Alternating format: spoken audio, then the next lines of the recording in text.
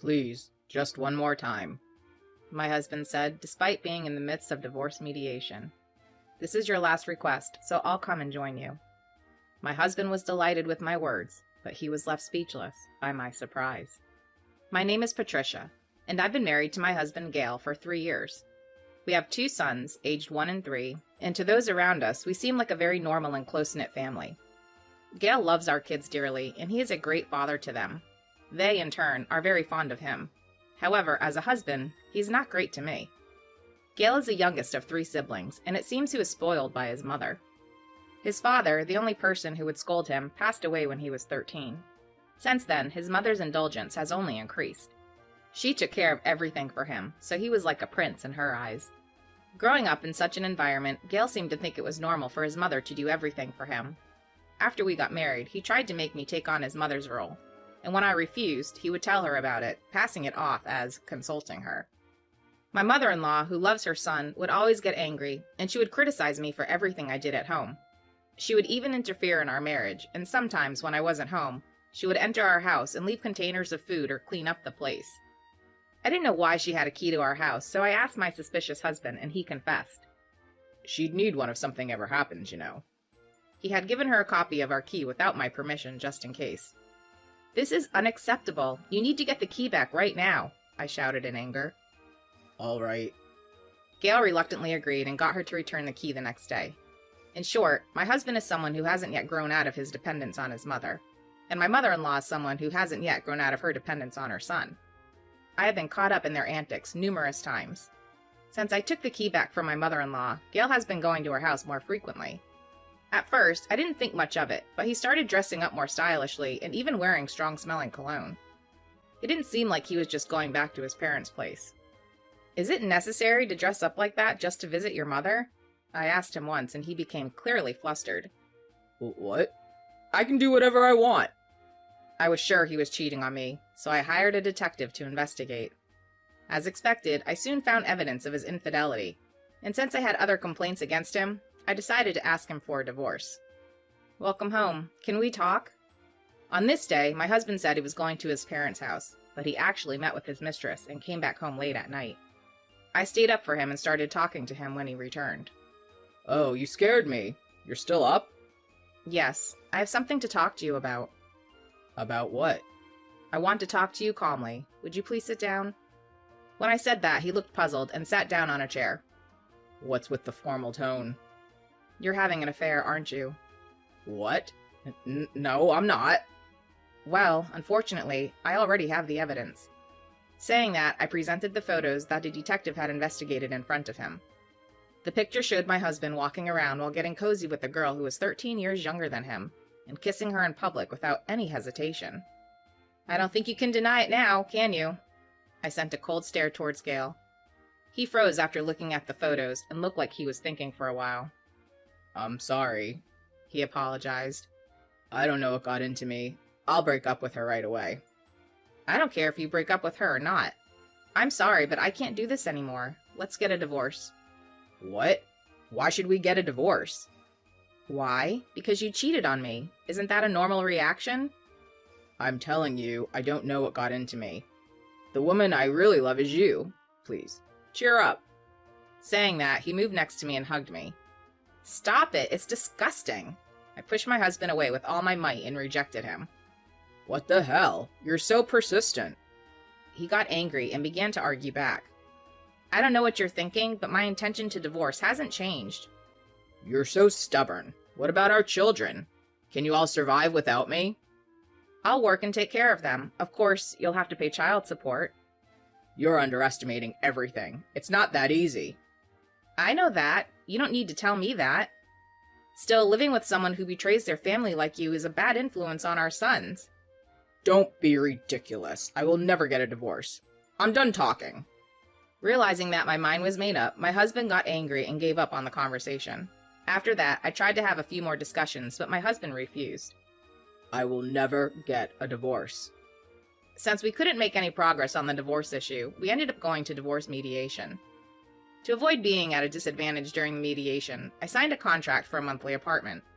However, I couldn't move forward with the children's procedures right away.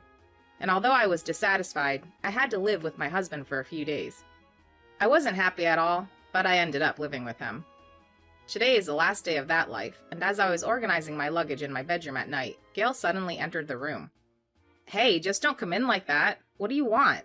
I said coldly, and he suddenly started apologizing. "Hey, what's going on?" I was surprised, and he continued. "Please, I just want to see my mother one more time." "What? Why?"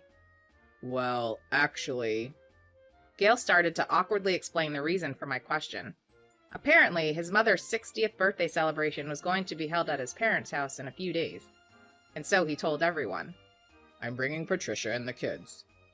"Wait, haven't you told them we're in the middle of a divorce mediation?" I asked, and he fell silent. I was fed up with his behavior. "I can't do this anymore." Then I resumed packing my things.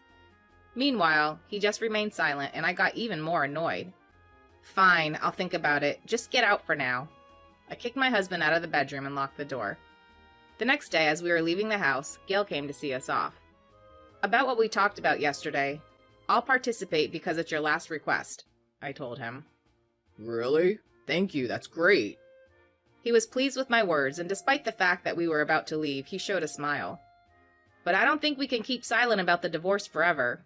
What are you going to do?" I asked my jubilant husband, but he just looked down and remained silent. He has a habit of clamming up when things get tough. Considering his tendency to try to hide his failures and escape from unpleasant situations without admitting them, it would be impossible for him to tell his mother about the divorce. "It's over. Goodbye," I said, turning my back on my husband, who was still sitting there silently, and left the house with my sons. And then it was my mother-in-law's 60th birthday. I went to my in-laws' house with my 2 sons and my sister. We had originally planned to go alone, but my sister had said, "You never know what might happen. I'll take care of my nephews." She offered to help, so I accepted her offer. "Thank you for coming," Gail said to us calmly in front of the entrance. "This is the last time," I said as I went into the house. "Happy 60th birthday." "Oh, the grandkids are here too. Thank you." After greeting my mother-in-law, who was in an unusually good mood, and the relatives who had come to celebrate, I asked my sister to take the boys outside. "Oh, where did the grandkids go?" She noticed that my sons and sister had disappeared and asked me. They were crying a bit, so my sister took them outside. "Oh, you don't have to worry about them." "No, it's because Gail and I have a surprise we want to show you. It's better if it's quiet." "What?" Gail was naturally surprised by my words. "Well, what is it? It's from Gail?" I couldn't say anything as I was overwhelmed by her bright eyes. "Here it is. Please take a look, everyone." I then spread the evidence photos of my husband's affair on the table in front of my mother-in-law and relatives. "What?" My husband let out an inaudible cry, and his face grew paler and paler.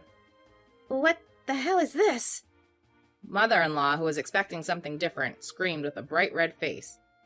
The relatives were also in a commotion, asking, "What's going on?" "It's exactly what you see. It's evidence of Gail's affair. And by the way, we're in the middle of a divorce mediation." "You don't have to say that now." Gail raised his voice and said to me, but I continued. "Even with this much evidence, your son still says he won't get a divorce.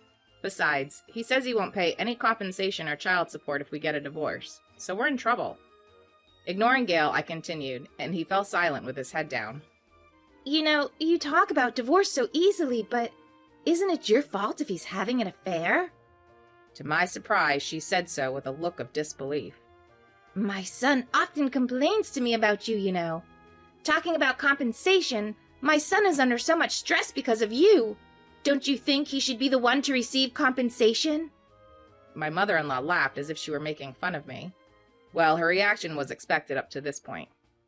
"Oh, by the way, I had set up a camera at home. There might be evidence of the affair here, too. Let's have everyone check it out." As I spoke, not only my husband, but my mother-in-law turned pale. "Stop it," she said, trying to stop me, but I pretended not to hear her and pressed the play button on the camera. "Gail, honey, dinner's ready." "Thanks, Mommy." There was no sign of the affair partner on the camera. Instead, it showed my husband and mother-in-law dressed in my apron, exchanging banter like a newlywed couple. "Well, is it good?" "Yeah. Mommy's cooking is the best. My wife's cooking doesn't agree with my taste buds. Aw, poor baby. I'll scold her for you. It's okay. I can endure it if it means we can be a happy family for our son's sake. You're such a great father, Gale. Let me give you a good boy pat on your head. Thanks, Mommy. My relatives, including myself, were disillusioned by the conversation that went too far between parent and child. Sensing the atmosphere, my husband lowered his head even more, while my mother-in-law turned red-faced and said this to me. What kind of person sets up a camera? She got angry at me. I thought a burglar had broken in because things had been rearranged without my knowledge. I lied. The hidden camera was actually to check what my mother-in-law was doing when I wasn't there. Well, it turns out it wasn't a burglar or an affair partner, but you, I said to her with a smile, and she finally fell silent and hung her head. You guys are crazy. Apologize to Patricia right now. Despite being urged by our relatives, both my husband and mother-in-law remained motionless, hanging their heads in shame. At this point, I couldn't help but feel more than just disgusted, but also a little sorry for them. Anyway, what's going on? We have no obligation or reason to be here, so we're leaving. I said that and turned my back on my husband, who was still being blamed by all the relatives, and left the house. I then met up with my sister and sons, who were waiting at a nearby family restaurant, and went back to the monthly apartment. After that, Gale was severely scolded by his brothers and accepted the conditions I presented, and the divorce was successfully completed. Since the deadline for the monthly apartment contract was approaching, I was in a hurry to find a new home, but my sister and her husband said, "You can stay at our place for a while," so I moved into their house for a short time. I felt really guilty about ruining the 60th birthday celebration, but I decided to let my mother-in-law and sons meet before moving. When we met at a park near her home, she looked a bit tired. Long time no see. Yes, it's been a while. We exchanged a brief greeting, and I watched my sons interact with her for a while. Then, just before we left, my mother-in-law apologized to me. I'm really sorry about everything that's happened so far, and about my son's infidelity. I couldn't believe my ears when she apologized to me like that. After the uproar on her 60th birthday, she had apparently been looking at evidence of the affair on her own.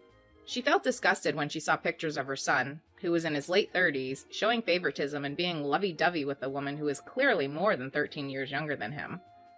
Then she looked at a picture of herself and her son objectively, and realized that their behavior was abnormal.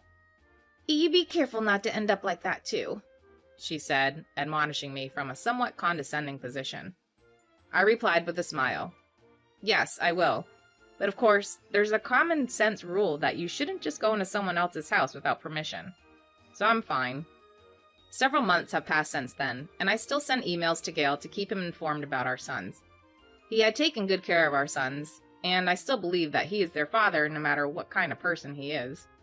However, in his replies to my emails, he sent me all sorts of useless information, such as how his affair partner had left him, how he lost friends because of the affair, and how his mother had not been paying any attention to him lately.